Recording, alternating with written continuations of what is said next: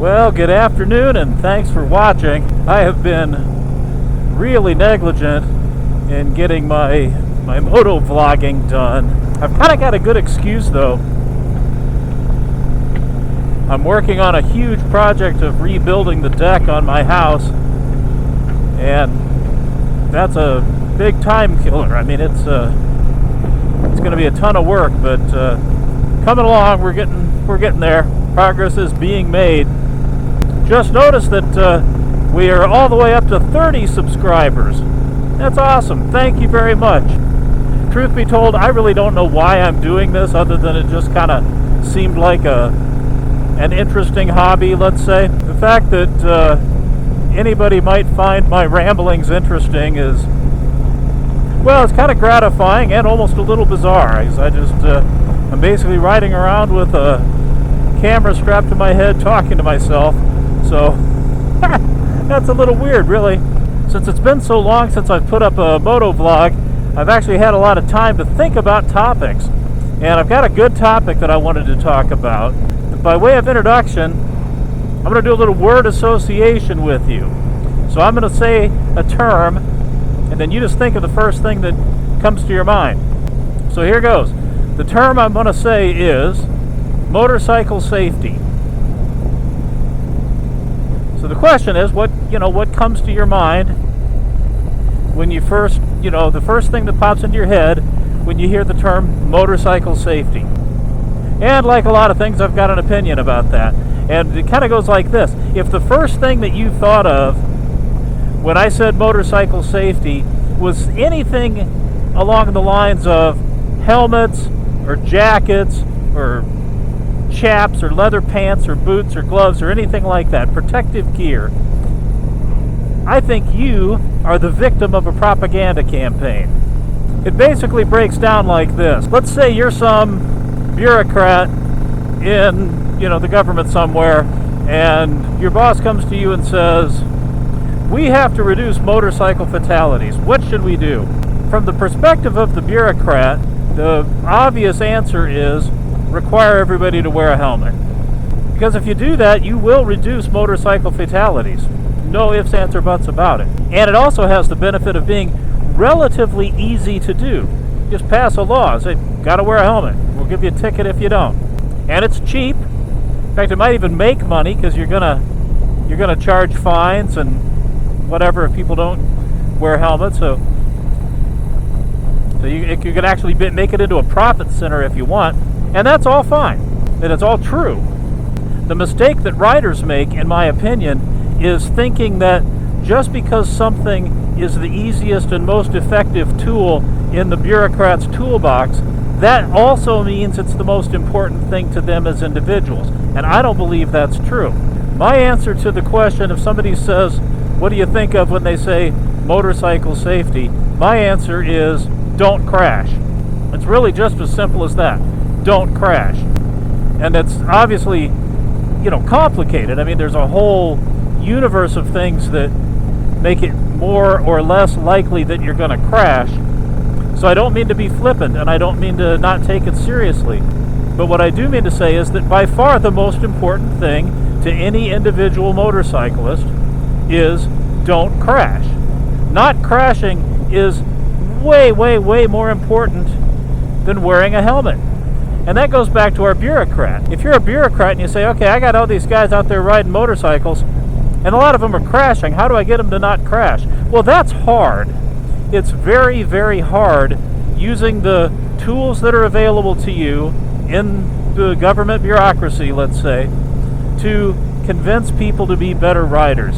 That's really hard. It's hard, it's expensive, it takes time, and it's ultimately probably not something that you can ever be very effective at. But as individuals, we have tremendous control over our ability to ride responsibly and ride sober and work on our skills and think about our skills and ride cautiously, pay attention to what we're doing. I mean, all the stuff that we can do to give us greater control over whether or not we crash, that's what we have control over as individuals. The point being, when I said motorcycle safety and you thought helmets, you've been conditioned by a propaganda campaign that's been going on our entire lives to rationalize and justify the government's action.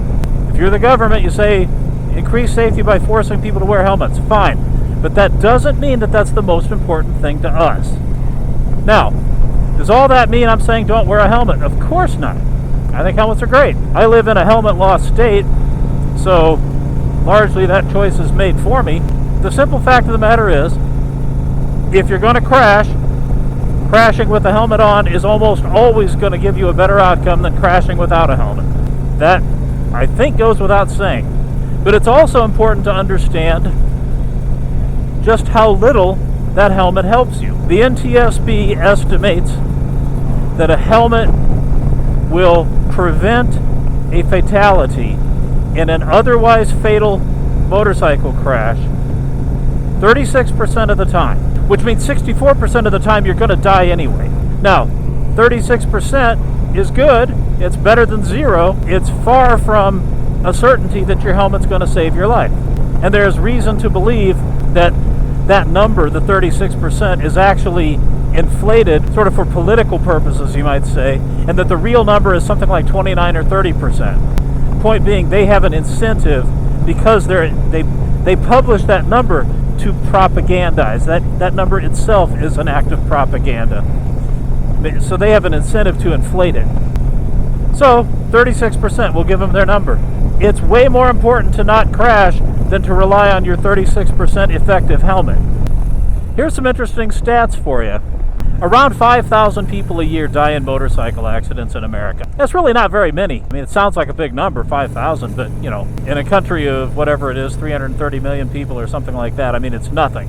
Around 40,000 people in America die every year falling down. You slip, you fall, you hit your head, boom, you're dead. I mean, I don't want to say that cracks me up because it's not funny. I mean, you know, falling down and killing yourself is kind of bad. It puts it in perspective. I mean, roughly 8 times more people die from ordinary accidental slips and falls every year than from motorcycles. Now, that invariably has a lot to do with the fact that pretty much everybody walks around, with, you know, very few exceptions, and relatively few people ride motorcycles. I get that. But nonetheless, it kind of makes the point. I mean, when it comes to walking, I shouldn't laugh. I feel kind of bad because this is a serious subject, but when it comes to walking around, the way to not die, we don't tell people you should wear a helmet when you're walking around. No, we tell them don't fall down. Pretty simple stuff, really. Just don't fall down. We make businesses put ridiculous signs in 2 different languages every time they mop their floor. Caution, the floor is wet, don't fall down. Snow and ice, get out there and get some salt on it. Somebody might fall down. But nobody's talking about helmets. Even though, if you think about the absolute numbers, it would make more sense to require everybody to wear a helmet when they're out walking around, which I got to admit would look kind of funny. I mean, that would actually make sense. You'd reduce the number of people dying from slips and falls. Okay. So now if you're one of those all the gear, all the time guys, and you're listening to this and you're all in a rage because you're thinking I'm saying don't wear helmets, that's not what I'm saying. I'm not saying don't wear helmets. I'm saying don't count on your helmet. Your helmet does way less good for you than we've been conditioned to believe it will do. It's far more important to not crash than it is to make sure you're wearing a helmet when you do crash. Just don't crash. And I was in a conversation with somebody who essentially thought I was being very irresponsible saying that. You know, like, what would you say to a young rider? It's horrible that you're telling him his helmet won't help him. No, it's horrible that you're telling him his helmet will help him. The last thing I want is a young rider thinking that his helmet makes him safe. It doesn't. If you're a young rider, my advice to you is learn to ride without crashing. And I hear a lot of people say, or other objections to this, saying something like, well, I watch Valentino Rossi on MotoGP racing, and he's got the whole setup. He's got the the helmet and the suit and the boots and everything, and it's all this full racing protection suit and the whole business. And they crash at 120 miles an hour and they walk away. Like, yeah, they do.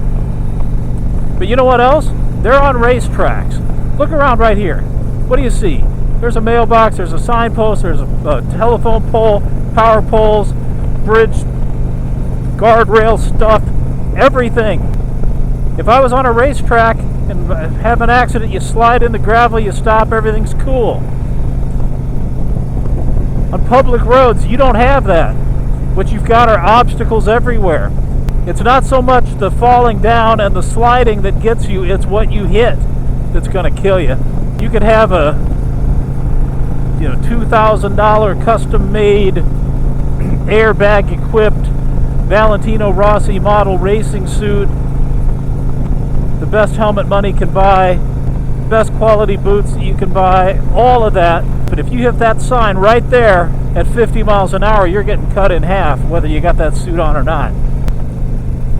There she is, Fort Calhoun nuclear power plant. I'll talk more about nuclear power another time. Let's just say you ought to be in favor of nuclear power. I won't go on a rant about it right now, but you ought to be in favor of nuclear power. And if you're interested in having me explain that in more detail, shoot me a comment. I can talk about it all day. Anyway, okay, so crashing. There's three elements of a crash, right? Going along on the highway here, when we're going 70 miles an hour. Boom, bike goes out from underneath you. Three things happen. Number one, you fall down. Now we're just like an ordinary slip and fall, just like the guys we were talking about, the 40,000 a year that die. So you fall down. Your helmet will help you with that, because your head hits the pavement from, essentially the same thing as an ordinary standing height. I mean, your head on a motorcycle is about as far off the ground as if you were standing next to it. Maybe a little less, but, close enough. So just fall down, boom, your head hits the ground. Well, you got energy absorbing foam in your helmet. That helps. That's good. Now, problem is now you're laying on the pavement, but you're going 70 miles an hour and your bike's zooming off away from you. So now you got a skid. The old saying, dress for the slide, not for the ride. Well, that's what that's about. So now you're going to slide until you scrub off some speed. Okay, well, nice jacket. That's all good stuff. That'll help. But the real bottom line is it's just dumb luck. If you run into something that's going to take you to an abrupt stop before you've scrubbed off enough speed, you could be in real trouble. If you don't run into anything, or if nothing runs over you, you probably come out okay. Beautiful downtown Blair, Nebraska. So anyway, as we pull out of Blair, Nebraska here, I hope my message isn't misunderstood. And I hope nobody thinks I'm saying don't wear helmets or helmets are useless or anything like that. But I do hope you understand that what I'm saying is it's actually worse than you think. Because your helmet really doesn't do that much for you. The numbers don't lie. So be safe. Ride responsibly. Work on your skills. Work on your street awareness and your accident avoidance strategies. That's the stuff that's going to keep you alive, or at least out of the hospital. Your helmet's fine as a last line of defense, but helmets are where safety ends, not where it begins. And that's pretty much the end of that rant. So thank you very much for watching. If you haven't subscribed, please go ahead and hit that subscribe button right now, and then hit the little bell so you get that exciting real-time notification every time I put up a new MotoVlog.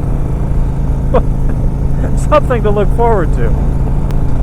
I'll try to do a better job of keeping these coming.